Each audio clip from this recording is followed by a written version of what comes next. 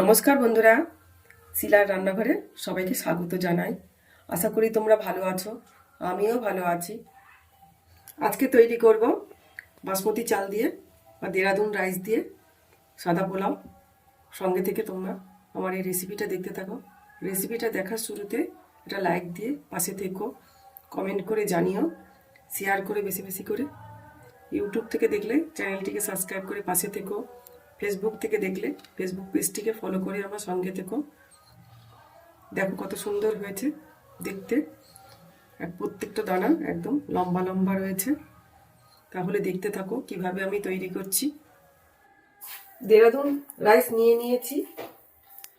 এখান থেকে দেখো একটা ছোট বাটি নিয়েছি, কাপ কিংবা বাটি বা গ্লাস পরিমাপ করে এখান থেকে চালটা নিয়ে নেব। কারণ পোলাওয়ের সবসময় যেরকম মাপ করে চাল নেওয়া হয় তার ডবল চাল নিতে হয়। এই দেখো ছোট বাটি, আমি এখান থেকে 3 বাটি চাল নিয়ে নিচ্ছি। 3 বাটি চাল নেওয়া হয়ে গেল। চালটাকে আগে ভালো করে জল দিয়ে ধুয়ে নেব, খুব ভালো করে কচলে কচলে দুবার আমি চালটাকে ধুয়ে নেব। দুবার ভালো করে চালটা ধোয়া হয়ে গেছে। এই দেখো একটা বড় ছাঁকনি নিয়েছি, ছাঁকনিতে চালটা তুলে দেব। তুলে দিয়ে আগে প্রথমে ভালো করে জলটা ঝরিয়ে নেব। খুব ভালো করে জলটা ঝরিয়ে নিতে হবে।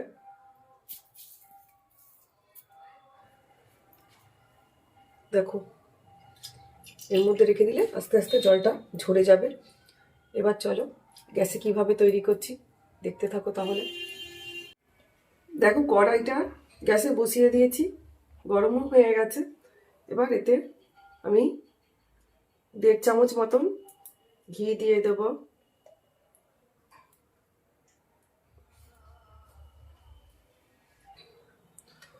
আর 2 চামচ এর মধ্যে দিয়ে দেবো সাদা তেল।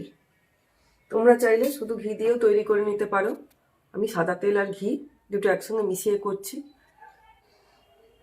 তেলটা আর ঘিটা মিশিয়ে নিয়ে ভালো করে গরম করে নিচ্ছি। দেখো গরম হয়ে গেছে। এবারে দেখো পরিমাণ মতন কাজু কিশমিশ নিয়েছি। পোলাও তৈরি করতে গেলে কাজু কিশমিশ তো দিতেই লাগে, ভালো লাগে খেতে। এবার কাজুটা আগে ভেজে নেব একটু হালকা লাল লাল করে। কাজুটাকে আগে ভেজে নেব।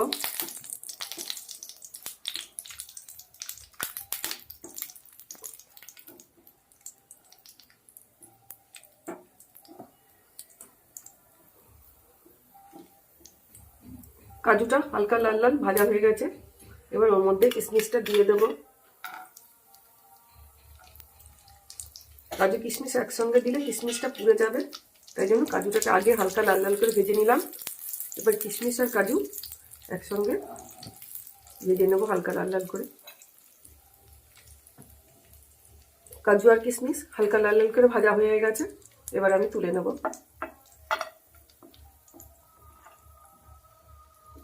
বেশি লাল করব না, হালকা লাল লাল করে ভেজে তুলে নিতে হবে। গোবিন্দভোগ চাল দিয়ে বাসন্তী পোলাও তো তৈরি করে নেওয়াই যায়। একদিন তোমরা এই দেরাদুন রাইস দিয়ে সাদা পোলাও তৈরি করে নিতে পারো, খেতে দুর্দান্ত লাগে। আমার রেসিপিটা দেখে তোমরা তৈরি করে নিও। দুটো তেজপাতা ওই ঘি আর তেল মেশানোটার মধ্যেই দিয়ে দেব। 3টে এলাচ, 2 টুকরো দারচিনি, 5টা পরিমাণ মতো আর কি লবঙ্গ। মুখগুলো ফেলে দিয়েছি ফুলে। এবার একটু ভেজে নেব আগে। খুব সুন্দর একটা গন্ধ বেরিয়েছে। এবার এই দেখো আমি খুব ঝিরিঝিরি করে একটুখানি আদা কেটে নিয়েছি।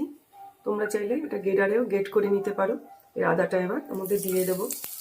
পোলাওয়ে একটু আদা থেতো করে কিংবা ঝিরিঝিরি করে কেটে কিংবা গ্রেটারে গ্রেট করে দিলে স্বাদটা ভালো হয়, গন্ধটাও ভালো লাগে। এবার হালকা লাল লাল করে ভেজে নেব।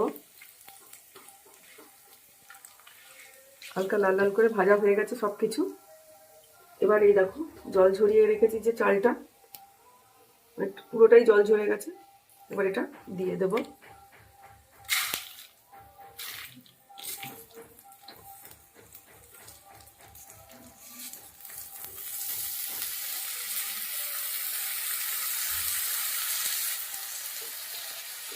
এবার গ্যাসটাকে মিডিয়ামে করে ভালো করে ভাজবো।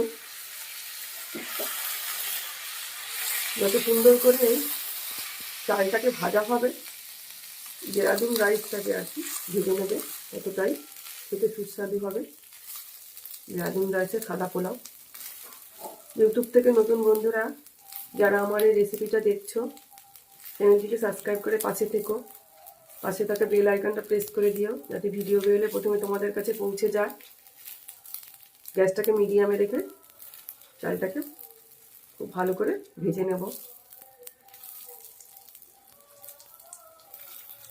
খেয়াল রাখতে হবে পোড়া যেন না লেগে যায়, সমানে একটু নেড়ে নিতে হবে।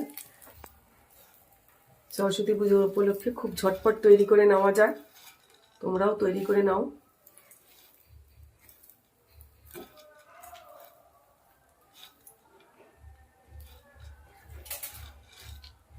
দেখো চালটা ভেজে আমি খুব সুন্দর করে নিয়েছি। ওই বাটিরই মাপ করে আমি 6 বাটি জল দিয়ে দেব। পোলাওয়ের জন্য সবসময় যে পরিমাণ চাল হয় আর ডবল জল দিতে হয়।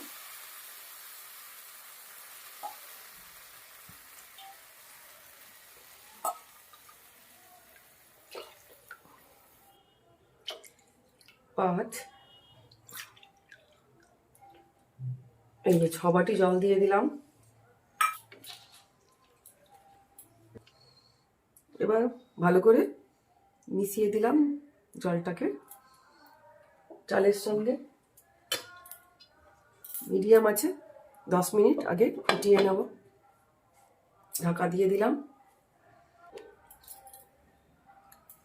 এবার গ্যাসটাকে কমিয়ে দেব আর ঢাকনাটা খুলে নেবো একবার।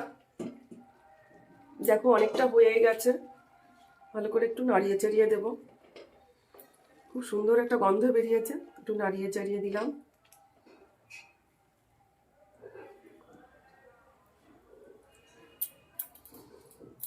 প্রথমে আমি কিন্তু লবণ দিইনি, এবার আমি পরিমাণ মতন লবণ দিয়ে দেব। ভেজে রাখা কাজু কিশমিশটা আবার দিয়ে দেব।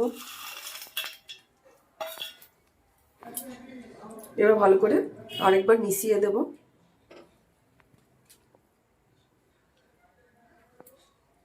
এবার আর বেশি বাড়াবো না, আস্তে আস্তে হতে দেব। মানে গ্যাসটাকে একদম লোতে করে নেব, আস্তে আস্তে পোলাওটাকে ফুটিয়ে নেব। এবার দেখো ঢাকনাটা খুলে নেব।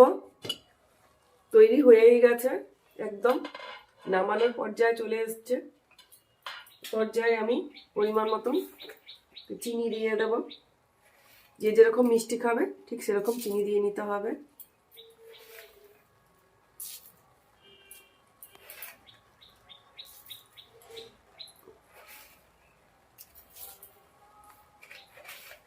মিষ্টি মিষ্টি হলে একটু ভালো লাগে পোলাও খেতে, তাই আমি একটু বেশি মিষ্টি দিলাম। তোমরা তোমাদের পরিমাণ মতন চিনিটা দিয়ে নেবে। আগে সাদা তেল আর ঘি মিশিয়ে তৈরি করেছি, তাই 1 চামচ ঘি আবার একটু দিলাম। এই ঘিটা লাস্টের দিকে দিলে গন্ধটা ভালো লাগবে খেতে। এবার আলতো হাতে উল্টে পাল্টে দেব। দেখো প্রত্যেকটা চাল কিরকম একদম লম্বা লম্বা হয়ে আছে। তোমরা একবার ওই আমার তৈরি করা রেসিপিটা দেখে তৈরি করে নিতে পারো। বাসমতি চাল বা দেরাদুন রাইস দিয়ে সাদা পোলাও। এই সাদা পোলাওটা তোমরা কষা মাংসের সঙ্গে, পনিরের সঙ্গে, নিরামিষ ফুলকপি আলু রসার সঙ্গেও খেতে পারো। খুব সুন্দর গন্ধ বেরিয়েছে। আমার রেসিপিটা দেখে তৈরি করো, যে কোনো দিন তৈরি করে নিতে পারো। আর সরস্বতী পুজো উপলক্ষেও বাড়িতে তো খুব ঝটপট তৈরি করে নেওয়া হয়।